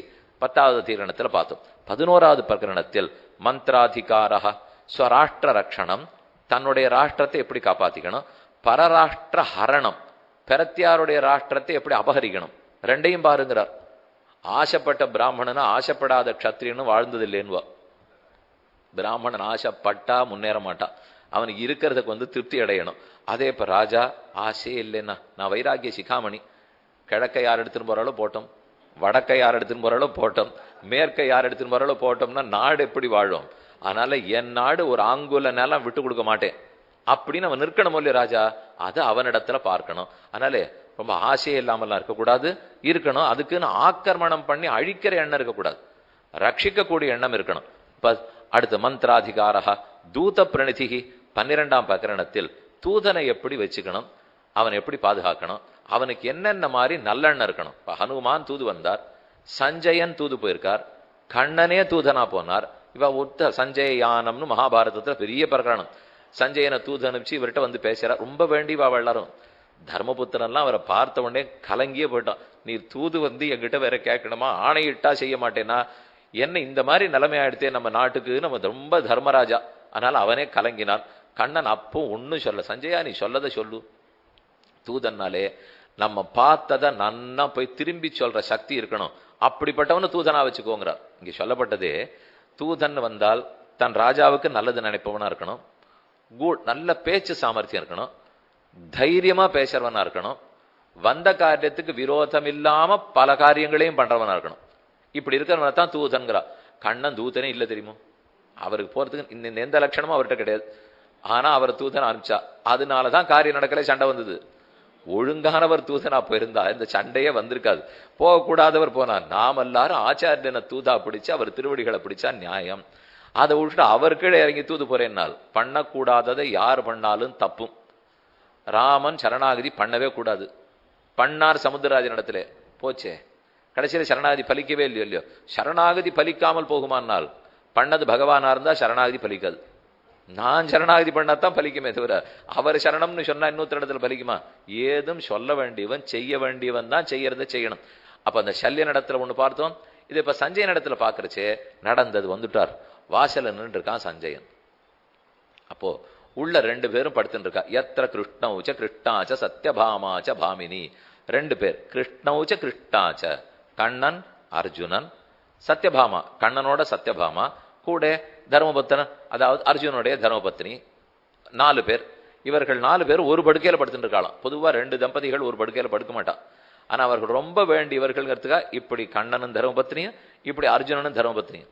அப்ப கண்ணன் சொல்றார், யாரையும் உள்ள விடாதே, நாங்க ரொம்ப ஏகாந்தமா படுத்துட்டு இருக்கோம், அதனால வெளியிலேயே நிறுத்திரு, ஒருத்தர் வந்தாலும் வேண்டாம், நம்ம குழந்தைகள் வந்தா கூட உள்ள விடாதே அப்படின்னு சொல்லி வச்சிருக்கார். சஞ்சயன் வந்துட்டான். வாயிற்காப்போன் துவாரபாலகன் வந்து இது சஞ்சயன் வந்திருக்கேங்கிருக்கார், விடலாமான்னால் கிடையவே கிடையாதுன்னா அர்ஜுனன். கண்ணன் உடனே தாராளமா அவனை உள்ள விடுனார். என்ன உம்ம குமாரர்களை விட வேண்டான்னு சொன்னீர், சஞ்சயனை விட, நீ பாரு என்ன ஆறுதுன்னு பாரு அப்படின்னார். சஞ்சயன் உள்ள வந்தார். 4 பேர் படுத்துட்டு இருக்காங்கிறத பார்த்துட்டார். ஒன்னும் பேசவே இல்லை ஒரு பெருசா. மறுநாள் தங்கி இருந்தார். தூதனா வந்தேனார், ஒன்னும் நடக்காதுன்னு தெரிஞ்சு திரும்பி போயிட்டார். போன உடனே திருத்தராஷ்டிரன்ட்டையும் துரியோதன இடத்துலையும் பேசணும் இல்லையோ. அப்ப அவர் சொன்னார், நீங்க ஜெயிச்சது நன்னா ஜெயிச்சு, நிச்சயமா நீங்க ஜெயிக்க போறது இல்லை அப்படின்னு தொடக்கத்துல சொன்னார். ஏன்னு அவன் கேட்கிறான். ஆமா, ஒரு நித்திய சம்சாரியான அர்ஜுனனும் பரமேஸ்வரனான கண்ணனும் ஒருத்தருக்கொத்தர் கால் மேல கால் போட்டு படுத்துட்டு இருக்கா. இதுல நீ ஜெயிக்க போறியா அவன் ஜெயிக்க போறானா? நான் பார்த்தாலே உண்மை தெரிஞ்சு போச்சு. இப்போ இவ்வளவு பெரிய சண்டையெல்லாம் பாக்கி இல்லையானால் ஒரு சண்டையும் பாக்கி இல்லை. நான் கண்ட காட்சியிலேயே பதில் சொல்றேன், இந்த சண்டையை நீ ஜெயிக்கவே போறதில்லை திருத்தராஷ்டிர இடத்துல சொன்னா. ஆனா அவன் புரிஞ்சுக்கல. அப்ப கண்ணன் அர்ஜுனன் 2 பேர் பேசிக்கிறார். ஏது சஞ்சயனை மட்டும் வர சொல்றீர்? அப்ப கண்ணன் பதில் சொல்றார், சஞ்சயனுக்கு மாய தெரியாது, கபடம் தெரியாது, வஞ்சிக்க தெரியாது, கெட்டு போன ஒருத்தர்னு அவன் நினைக்கவே மாட்டான். அதனால என்னை பார்த்தா பொறாம வராது. நான் ஏன் தெரியுமா யாரையும் வரவாண்டான்னு சொன்னேன், இப்படியா 4 பேர் ஒன்னா படுத்துட்டுப்பான்னு பொறாமப்படுவான் அர்ஜுனா. ஆனா சஞ்சயனுக்கு பொறாமப்பட தெரியாது, அதனாலதான் வரட்டும்னு. இன்னொன்னு, பார்த்ததை 5 நிமிஷம் பார்த்தா 50 நிமிஷம் பேசுவோம். நீங்க உபன்யாசகரை கூட்டின்னு போங்களே, இதான ஒரு கோவிலை கூட்டின்னு போயிட்டு சேவிங்க, நீங்களும் கூட நின்று சேவிங்க, உபன்யாசகரையும் சேவிக்க சொல்லுங்க, 2 பேரும் 5 நிமிஷம் சேவிச்சிருப்பீள். வெளியில வந்து அவரை பேச சொன்னா 50 நிமிஷம் பேசிடுவார். நமக்கு ஆமா உள்ள போனேன், சேவிச்சேன், அர்ச்சனை பிரசாதம் கொடுத்தான்னு முடிச்சிருவோம். அப்போ உன்னை பார்த்தாலே அதை பண்ணி போஷிச்சு மெதுவா சொல்ல தெரியணும் இல்லையோ, அப்படி சொன்னாதான் மனசுல பதியும். அப்ப நம்மளை பார்த்ததை 1க்கு 10 எப்படி போய் சொல்ல போறான் பாரு இப்ப சஞ்சயன். அதுதான் தூதனுக்கு தெரிய வேண்டியது. தன் ராஜாவுக்கு நன்மை எதுன்னு புரிஞ்சுக்கணும், நடந்திருக்கிற இடத்துல உண்மை எதுன்னு புரிஞ்சுக்கணும். இந்த உண்மை எப்படி சொன்னா நாட்டுக்கு ராஜாவுக்கு நன்மை நடக்குமோ சொல்லணும். அப்படிப்பட்டவர்களைத்தான் தூதர்களா வச்சுக்கணும். ஹனுமான் சரியான தூதன், ராமதூதன் பட்டம் வாங்கிவிட்டார். பக்கத்துல திருவள்ளூர் வீரராகவ பெருமாள் இருக்காரு இல்லையோ, திருவங்கியாழ்வார் அவருக்குன்னு 10 பாசுரங்கள் பாடினார். கிங்கிரிகேஷ ஸ்தோத்திரம் வேதாந்த தேசிகன் ஆச்சரியமா சாதிச்சிருக்கார். அதை பத்தி இது ஒரு பாட்டுல சொல்றார். முன்னோர் தூது வானரத்தில் வாயில் மொழிந்து அவனே பின்னார் தூதி ஆதிமன்னர்க்காகி நடந்து இன்னார் தூதனென நின்னான் எவ்வுள் கிடந்தானேன்னு பாடல். முன்னோர் தூது வானரத்தின் வாயில் மொழிந்து. பராசர பட்டர் இடத்துல யாரோ ஒரு சிஷ்யர் போனார். போய் கேட்டார், ராமன் ரொம்ப எளியவனா கண்ணன் எளியவனா? எங்க ராமன் தான் எளியவன். அவர் வேணும்னு தனக்காக பேசினார், ராமனுக்காக பேசினார். அது எப்படி? ராமன் தூது போனாரோ? எங்க கண்ணன் தானே தூது போயிருக்கார். தூது போறதுங்கிறது எவ்வளவு எளிய காரியம், ஒத்தனுக்காக நடந்து போவரா? உங்க ராமன் போலையே அப்படின்னு பட்டர் இடத்துல கேட்கிறார். பட்டர் சமாதானம் சொன்னார், அது எப்படி போலேன்னு சொல்லுவேன், எங்க ராமன் போயிருக்கார். யார் அவரை போன்னு சொல்லல, ஏன்னா அவர் சக்கரவர்த்தியோ இல்லையோ. உங்க பிள்ளை ஏதோ பிறந்து வந்தார், கண்ணன் போன்னு சொன்னார், போயிட்டார். ராமனை பார்த்து சக்கரவர்த்தி யாரான்னு தூது போன்னு சொல்லுவாளா? அவர் போல, ஆனாலும் அவர் போ சொன்னாரேன்னுட்டார். இவர் ராமனே போகாட்டா கூட ஹனுமான தூது அனுப்பிச்சாரோ இல்லையோ. அதனால முன்னோர் தூது வானரத்தின் வாயில் மொழிந்து, வானரமான கபீஸ்வரனான ஹனுமானிடத்துல சொன்னார். பின்னோர் தூது அவனே ஆதிமன்னர்க்காகி நடந்து, அவரே பின்னாடி ஆதிமன்னர்ன்றவதான் பாண்டவர்கள். பாண்டவ தூதனா போனார்னால் ஹனுமான் நல்ல பேர் எடுத்துட்டார். தூதன் உலகத்துல புது பிரசித்தியா போச்சுப்போ. ஆனா அந்த பேர் நமக்கு கிடைக்கலையேன்னு ராமனுக்கு ஒரே குறை.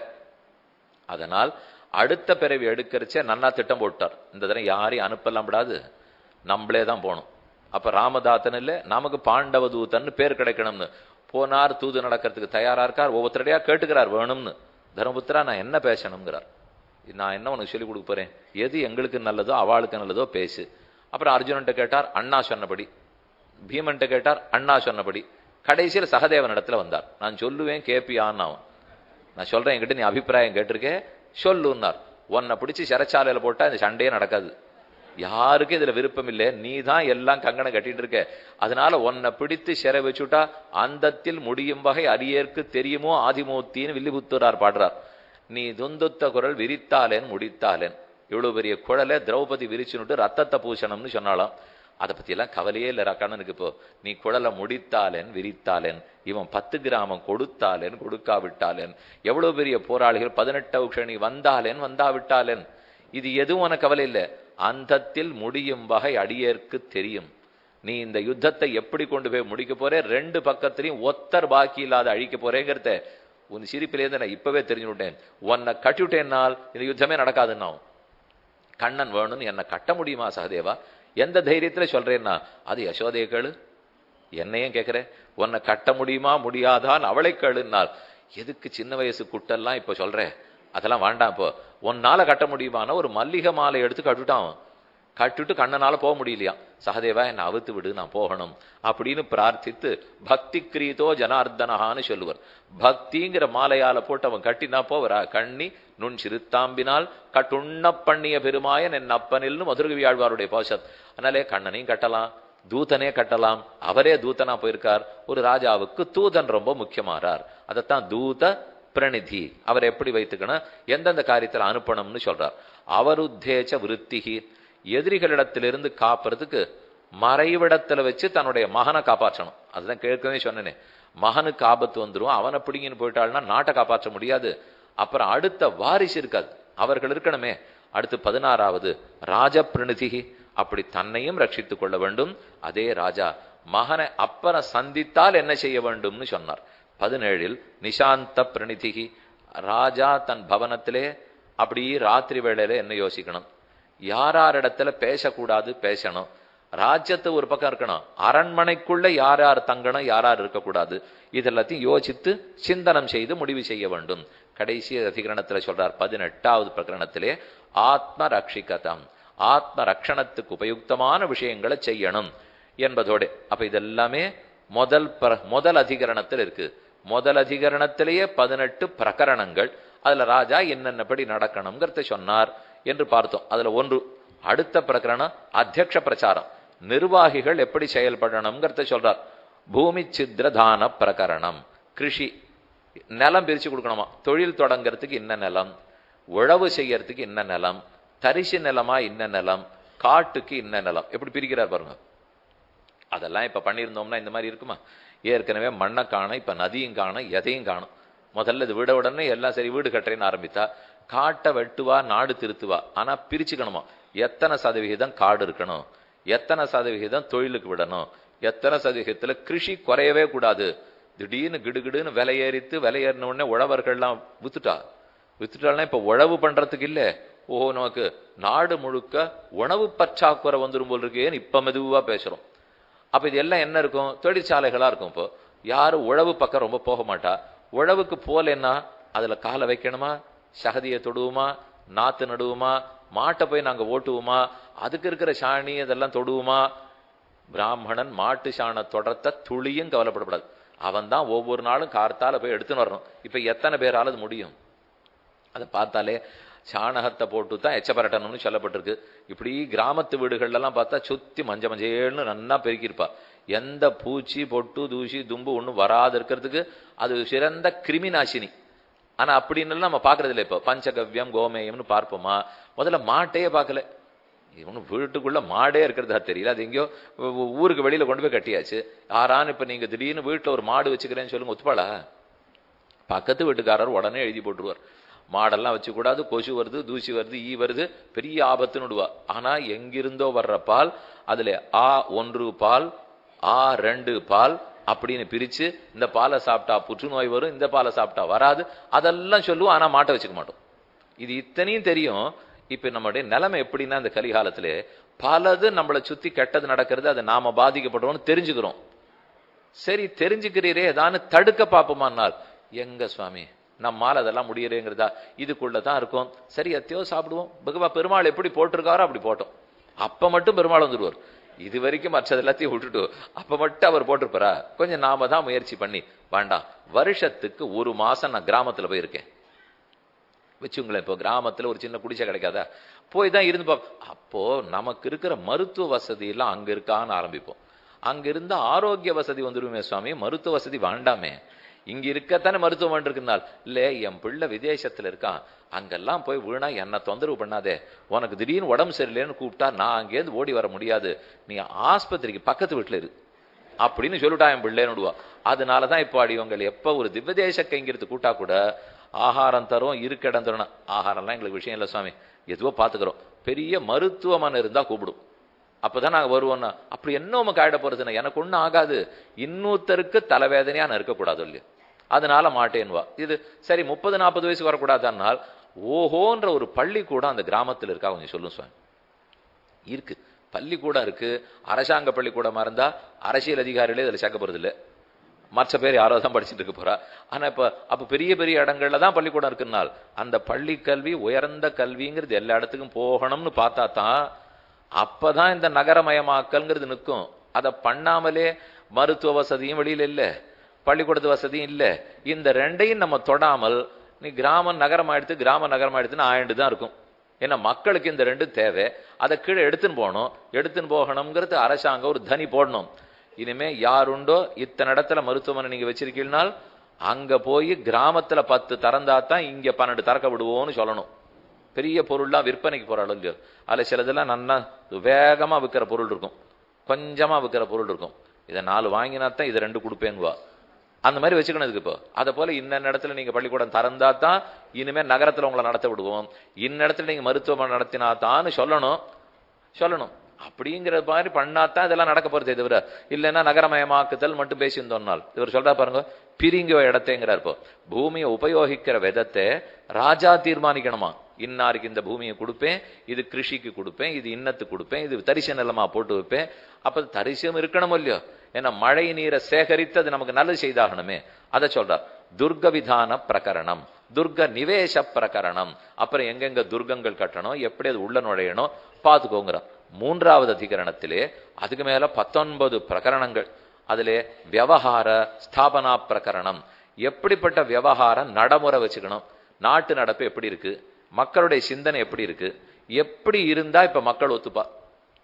இப்போ அந்த நாள்ல இருந்துன்னு வச்சுக்கோ, அடியேனே பார்த்தேன் ஏதோ ஒரு நீதிமன்றம் 1949 நீதிமன்றம் தமிழகத்தில் இருக்கிறது ஒரு முடிவு சொல்றது.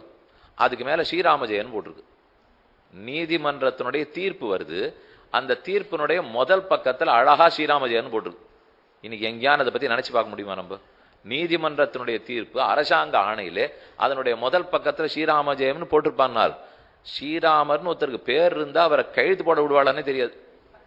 இன்றைக்கு இருக்கிற நிலைமை அது. அது நீர் எப்படி ஸ்ரீராமர்னு போட்டு, சாமி எங்க அப்பா வச்ச பேரு அதை நான் போட்டு தான் ஆகணுமானால் யோசிக்கும். இது மதச்சார்பற்ற நாடு. நீர் எங்கேயாவது திடீர ஸ்ரீராமன்னு கழுத்து போட்டினால் உண்மையானு கேட்கிற அளவு கொண்டு போய் விட்டுட்டோம்னா நாட்டு நடப்பு மாறி போச்சு. அப்ப இருந்தது மாறுறது. இந்த மாறுதல்ங்கிறது தர்மத்துக்கு விரோதம் இல்லாத ராஜா எடுத்துன்னு போகணுமா. அப்படின்னா அவனுக்கு தீர்க்க சிந்தனை வேணும். இதை நான் இந்த நடவடிக்கை எடுத்தால் நாளைக்கு 15-30 வருஷம் கழிச்சு இது என்ன ஆகும்னு யோசித்தவன் செயல்படணுங்கிறார். விவாக சயுக்தம். அப்புறம் விவாகங்கள்ல பிராம விவாகம், காந்தர் விவாகம், ஆசுர விவாகம். ஆனா நம்ம இதெல்லாம் பார்த்துட்டோம். 8 விதமான விவாகங்கள் என்னன்னுட்டு அதை மீண்டும் இந்த சாஸ்திரத்திலையும் சொல்றார். தாய விபாகம், பெரிய தகப்பனார், சின்ன தகப்பனார், அத்தை, ஓரகத்தி, நாத்தனார், மாமியார், யார் உண்டோ அவளுக்குள்ள என்ன சொத்து பிரிச்சு கொடுக்கணும், என்ன சந்தோஷப்படுத்த பார்த்தாலும் நாத்தனார்ங்கிற மட்டும் சிரிக்கவே மாட்டேன்ட்டார். மற்ற எல்லாரும் திருப்திப்பட்டாலும் படுவா.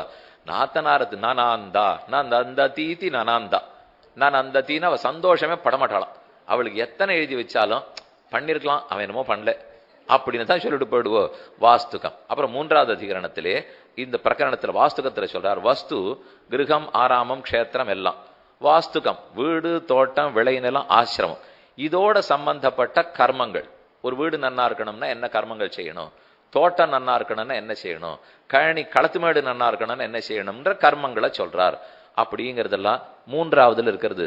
அடுத்து 4வது அதிகரணம் கண்டக சோதனம். அப்படின்னா யாரெல்லாம் நாட்டுக்கு தடங்கல்களா இருக்காளோ, யாரால என்னென்ன ஆபத்து வருமோ அவர்களெல்லாம் ஒழிச்சு நாட்டை ஜாகிரதையாக ரட்சித்து கொடுக்க வேண்டும். கூடஜீவினாம் ரக்ஷா. கூடஜீவி நம்மோட கூட இருக்கார் ஒற்றன். அந்த ஒற்றர்களை பாதுகாக்கிற முறை எது?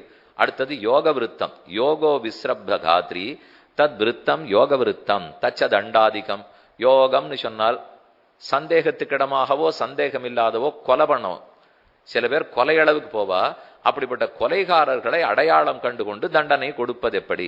அதிலும் ராஜ்யத்தோடு சம்பந்தப்பட்ட கஜானா, வேலைக்காரர்கள், மந்திரி முதலியவர்கள், ஆச்சாரம், இது எல்லாத்தோட சம்பந்தப்பட்டது யோக விருத்தம்.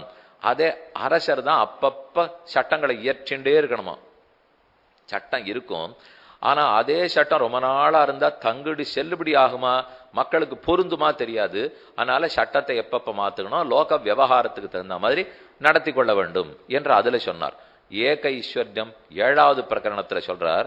ஒரு குடைக்கு கீழ் ஒரு ராஜாவுக்கு பல பிள்ளைகள் இருந்தாலும் கீழே இருக்கிற பிரஜைகள் எந்த பிள்ளை ஆள போறானோ, யார்கிட்ட நாம எப்படி நடத்தக்கணுமோன்ற ஒரு குழப்பத்துல பிரஜைகளை வச்சுக்காத பாத்துக்கோங்கிறார். இன்னார் தான் அடுத்து செய்வார். இப்ப பெரிய சத்தம் போடுவோம் இல்லையோ, யாரு பிரதான மந்திரி என்பதை அறிவித்து விட்டு தேர்தலில் நிற்கிறீர்களா கேப்பா. யாரு முக்கியமந்திரிங்கிற அறிவித்தீர்களா? அது நாங்க எங்களுக்கு இருக்கிற தைரியமே அறிவிக்காமலே ஜெயிப்போம்னுவா. அது பயந்தாங்குழி சுவாமி பாரு, அறிவிக்காமலே இருக்கா. எங்க தைரியமே அறிவித்து ஜெயிப்போம்னுவா. 2 பேரும் பேசிட்டே இருப்பாப்போ. அவர் சொல்றது யாருன்னு குழப்பாதே, இன்னார் தான் தலைவனா வழி நடத்த போறான்னு சொல்லு. பல பிள்ளைகள் இருந்தாலும் ராஜ்யத்தை ஒரு பிள்ளையினுடைய கொடை கீழே வரணும். ஐஸ்வர்யம் உடையவனா நியமிக்க வேண்டும். அதனாலதான் ஏக ஐஸ்வர்யம். ஐஸ்வர்யத்தை எல்லாருக்கும் பிரிச்சுட்டு இருக்க முடியாது, எல்லாரும் அனுபவிக்கலாம், ஆனா உரிமை கிடையாதுங்கிறார். அதனாலதான் பரதன் எத்தனை தூரம் போராடினா பாருங்க. எனக்கு நிச்சயமா பட்டாபிஷேகம் பண்ண முடியாது, ராமனுக்கு தான் பண்ணணும். என்னது மூத்தவன் இருக்க இளையவனுக்கு பட்டம்ங்கிறது இக்ஷ்வாகு குலத்தில் இல்லை. அடுத்தது மண்டல யோனி. அதாவது விஜிகீஷு அரி மத்தியம உதாசீன ஆக்கிய சதுரவ்யம் மண்டலம். அப்படின்னா விஜிகீஷு ராஜாவை ஜெயித்து தன் வசப்படுத்த விரும்புற இன்னொரு ராஜா, அவர் நம்மளை சுத்தி இருப்பாராம். அப்புறம் அரிஹி ராஜாவை கொன்று ராஜ்யத்தை தானே ஆள நினைக்கிறவன் உள்நாட்டிலே இருப்பான். பார்த்துக்கோ, ரொம்ப வெளிநாட்டுல இருக்க மாட்டாங்கிறார். அநேகமா இவன் உள்ளதான் இருப்பான், நிறைய பேசுவார், ரொம்ப தேனொழுக பேசுவார், ஆனா ஜாகிரதை. மத்தியமாக ராஜாவிடத்தில் அன்புடையவனாய் நியாயத்துல நிற்பார், நடுநிலையாளன், உள்நாட்டிலே இருப்பார், அவனையே வச்சுக்கோ. உதாசீனன், நாட்டை பத்தியே கவலை இல்லை. அது எப்படி போனா எனக்கு என்ன, இப்போ இவன் ஆண்டால் என்ன அவன் ஆண்டா என்னன்றாலும் இல்லையோ, அது போல யார் ஆண்டா நமக்கு என்ன, உதாசீனன்னா இருப்பனா, அவனை பத்தி ரொம்ப நீயும் கண்டுகொள்ளாதே, இதை போல 10 பேர் எங்கேயும் இருப்பான்றார். அவரெல்லாம் சண்டை போட போகணும்னு வச்சுக்கோ. இது நம்ம நாட்டு தேர்தல் முறையை பார்ப்பலேன். இவர் சொல்லியிருக்கபடிக்கு ஏன் இதெல்லாம் இவ்வளவு ஜாகிரதையா இருக்க வேண்டியிருக்கு? மற்ற நாட்டாட்டம் இல்லையென்னால் 35% 39% தேர்தலில் வாக்கு வாங்கியிருக்கிறவா கட்சி ஜெயிச்சு பிரதான மந்திரி ஆயிடுவா. அப்ப அவருக்கு மக்களின் பேராதரவுன்னு நினைச்சுட்டு இருப்போம். அவருக்கு 61 பேர் எதிரி. 39 பேர் போட்டு அவர் ஜெயிச்சிருக்காருனால் நேரம் 61 பேர் நிச்சயமா நீ பண்றது தப்புன்னு போறா. 39 பேர் சரின்னு சொல்ற சத்தம் கேட்குமா? 61 பேர் தப்புன்னு சொல்ற சத்தம் கேட்குமா? இது இந்த நாட்டு தேர்தல் முறைக்கே இருக்கிறது. ஒரே ஒரு வாக்கு வித்தியாசத்தில் ஜெயிச்சிட்டா கூட அவர் தான். இப்ப ஏதோ ஒரு தொகுதியிலே 2 லட்சம் வாக்கு, அதுல ஒருத்தர் 1,01,000 வாங்கிவிட்டார், இன்னொருத்தர் 99,999 வாங்கினார், ஜெயிச்சுட்டாரே. ஒருத்தர் ஜெயிச்சுட்டாரேன்னா சம பங்குலன்னா எதிரியும் ஆதரவாளர்கள் இருப்பா. பார்த்தா இவர் ஜெயிச்சாரா இவர் தானே நமக்கு தோணாது. ஏன்னா அத்தனை பேர் எதிர்த்து பேசியிருப்பாள் இல்லையோ. ஒரு பத்திரிகையில இப்ப இருக்கிறவர்கள் ஏதோ 39 38 வாங்கி ஜெயிச்சுட்டாள்னு வச்சுங்க, அவர்கள் இன்னும் நல்லது பண்ணா இல்ல ஏதோ ஒண்ணு பண்ணான்னு பத்திரிகையில வந்தால் 3 பேர் ஆதரித்து கடிதாசி எழுதினா நீங்க வேணா படிச்சு பாருங்க, கண்டிப்பா 3 பேர் எதிரா எழுதிடுவா. கடைசி 3 பேர் உதாசீனாளா, இதெல்லாம் நடந்து இந்த நாடு முன்னேற போறதா அப்படின்னு கடைசியில் எழுதிடுவா. 10 கடிதாசி போட்டிருப்பா. 10 கடிதாசியில 3 ஆதரவு, இதை போல் திட்டம் இதுவரை கண்டதில்லைன்னு. அடுத்த 3 இதை போல் மோசமான திட்டத்தில் பாரதம் வீழ்ந்தே விட்டதுன்னு. அடுத்தது கடைசி 3 இதெல்லாம் நான் அப்பவே சொல்லிட்டேன் இதெல்லாம் உருப்படாது அப்படின்னு கடைசியில 3 பேர் எழுதிடுவா. 3ஐயும் சொல்லிட்டாரு. இப்போ விஜிகீஷு அரி மத்தியமஹா உதாசீனஹா, இவர்கள் தான் உன்னை சூழ்ந்திருக்க போறா, இவர்களை எப்படி சமாளிக்க போறேங்கிறது உன்னுடைய சாமர்த்தியம். இதுல கண்டிப்பா எல்லாரும் இருக்கணும். ஒருத்தர் மட்டும் இப்போ எதிர்கட்சியே இல்லாவிட்டால் நாடு எப்படி முன்னேறுங்கிற பாருங்க, வேணும். எதிர்கட்சியை ஆக்கப்பூர்வமா செய்யணுங்கிறாலே வைத்துக்கொள். அதனால அந்த அதிகரணத்துல பார்த்தோம். அதுவே பிரித்து அதனுடைய பிரகரணங்களும் பலவா சொல்லியிருக்கார். அடுத்தது 7வது அதிகரணத்தில் ஷாட்குண்ய சமுத்தேசா அழகா சொல்ற பாருங்க. சந்தி அதான் சேருதல், ஒருத்தனோட யாரோட சேர்றது, நட்பு வச்சுக்கிறதுங்கிறது. சந்தி விக்கிரகா பிரிக்கிறது. குரு லகுபாவ சிந்தனம், தன்னுடையது மற்ற பேர் ராஜா, இது யாருக்கு பலம் யாருக்கு பலம் இல்லை, எதுல பலம் எதுல நான் அவர்களோட போட்டி போடலாங்கிறது. அனுஷ்டான விசாரா, தனக்கு கூட இருக்கிறவா சுகிருத்து தனக்கு நன்மை நினைக்கிறவாளா இருப்பா, இல்ல தீமை நினைக்கிறவாளா இருப்பா, அவர்களுடைய அனுஷ்டானம் எப்படி வச்சுக்கணுங்கிற விசாரம். தண்ட உபாய தண்டோபனாயி விருத்தம், யாரை எப்படி தண்டிக்கணும் உண்டா இல்லையா. இப்ப நம்ம நாட்டிலே சொல்றாள் இல்லையா, இனிமே தூக்கு தண்டனை வேண்டுமா வேண்டாமா, வேண்டாம்ங்கிறத பத்தி பெருசா பேசிட்டே இருப்பா. அவர்கள் எல்லாரும் இப்போ கொஞ்சம் வேகமா இந்த சமுதாயத்தை முன்னேற்றணுங்கிற கருத்துடையவா இருக்காளோ இல்லையோ, அதெல்லாம் இல்ல தூக்கு தண்டனை கூடாதுன்னுவா. அதே மனுஷர்கள் என்ன செஞ்சிருவா, எங்கேயோ ஒரு இடத்தில் ஒருத்தர் கற்பழிக்கப்பட்டார், அதுவும் சிறு வயது பெண்ணுன்னு வந்தது, அவனுக்கு உடனே தூக்கு கொடுன்னுவா. இப்ப ராஜா என்ன பண்ணணும், தூக்கு கொடுக்கணும்னு வச்சுக்கணுமா இல்ல தூக்கு தண்டனை வச்சுடணும்னுமா? வச்சுக்கணும்னு சொல்லச்சே இன்னும் எவ்வளவு வளர்ந்த நாடுகள்லயும் அது இருக்குன்னு 10 கடிதாச்சு வரும். வேண்டான்னு சொல்லச்சே எப்பேற்பட்ட நாடுகள்லாம் அதை இல்லேன்னு ஆக்கிட்டா பாருங்கோன்னு கடிதாச்சு வரும். அப்ப அதை ரெண்டுத்தையும் படிப்பார், ஏதோ ஒண்ணு செய்வார், செஞ்ச உடனே என்ன ஆகும், அதை ஆதரிச்ச எல்லாரும் ஓஹோன்னு விடுவா, இல்லாதவா ஓஹோன்னு சத்தம் போடுவா. நம்ம இந்த ரெண்டுமே இல்லாத பயந்து ராத்திரி 9லேருந்து 11 வரைக்கும் பார்த்துட்டு இருக்கோமோ இல்லையோ, பார்த்துட்டு நமக்கு தோணிப்படும் இப்போ, ஓ இவர் எதை சொல்றாரு, இப்போ ஆதரிச்சு தான் சொல்றாரா இல்லேன்னு சொல்றாரா. ஆனா இப்ப ஒரு சௌரியமா போயிடுது, இன்னென்னதா இருந்தா ஆதரிச்சு தான் பேசுவான்னு தெரிஞ்சு போச்சு, இன்னென்னவாளா இருந்தா நிராதரிச்சு தான் பேசுவான்னு தெரிஞ்சு போச்சு அவரவர்களுக்கே. அப்ப ஏதோ பத்திரிக்கை நடுநிலைன்னு சொன்னீங்களேனால் அதெல்லாம் தெரியாது சுவாமி, நடுநிலையில இல்ல. இப்போ நடுநிலை என்ன சொல்லலாம், இப்போ அவன் நாற்காலியில நடுவில் உட்காந்துப்பா, அவ்வளவுதான் இப்ப நடுநிலை சொல்லலாமே தவிர அதுக்கு மேல யாரு சொல்ல. இப்ப எந்த பத்திரிக்கையுமே அப்படி காணும். ஏதான நடுநிலை பத்திரிகைன்னு இருக்குமானால் நம்ம தெரிஞ்சு வச்சுருக்கோம். இப்போ இதுல ஒரு பத்திரிகை வாங்குவோம், அதுல ஒரு பத்திரிகை வருமோ, இவர் வலதா சொல்ல போறார், அவர் இடதா சொல்ல போறார், நம்ம வலது இலத நன்னா சீர்தூக்கி பார்த்து நம்ம நடுவுல முடிப்போம். இப்படித்தான் எல்லா இடத்துலயும் இருக்கு. இப்போ அதுவும் ஓஹோன்னு விரோதம் கிளம்புறது பாருங்க, சமூக வலைத்தளத்துல எழுதுறத கண்டு பயந்துட்டே பல பேர் நல்லதே பண்றது இல்லை. இப்போ ஏதான் நல்லது பண்ண வந்தா எழுதுன்னு எழுதி விடுறா. இது ஏன் சுவாமி நமக்கு வம்பு? இதே போல எண்ணம் இருந்ததுன்னா எத்தனை நல்லது நடக்கும். அதனால் அந்த வலைத்தளத்துல எழுதுவா எழுதாது போக அதை நினைச்செல்லாம் நம்ம கவலைப்பட முடியாது. இப்போ எழுதுருவா எழுதிட்டு இருப்பா. நாம என்ன நல்லது செய்யணும்னு நினைக்கிறோமோ அதை செஞ்சுதான் இருக்கணும். அதுக்கு அபிப்பிராயம் வாங்கிக்கிறதுக்கு 4 நல்லவாளை பிடிச்சுக்கணும். அப்ப அவர்கள் சொல்லணும், செய்வோம். யாரோ எழுதுறாருனா அவ்வளவுதான், போற்றுபவர்கள் போற்றட்டும், யார் தூற்றின்னு இருக்காளோ தூற்றின்னு இருக்கட்டும். இதே ஆழ்வார் சாதித்தாரோ இல்லையோ, பேசினார் பிறவினி இத்தார் பேருளான் பெருமை பேசி திருக்குறுந்தாண்டகத்துல சாதிக்கிறார். பேசி பேசி எதை பத்தி வேணா பேசு, உயிர் தான் உனக்கு போறது, ஒன்னும் சாதிக்க போறது இல்லை. 5 வார்த்தை பெருமானை பத்தி பேசு, போன அன்னைக்கு மோட்சம் கிடைக்கும். அப்ப நீ எதை பேச போறியோ அதை பேச தெரிஞ்சுக்கோ. கண்டதை எதுக்கு பேசி வாயை கெடுத்துக்கிறேன்னு ஒரு சொன்னார். அது அனுஷ்டான விசாரம், மண்டல சாரித்திரம்,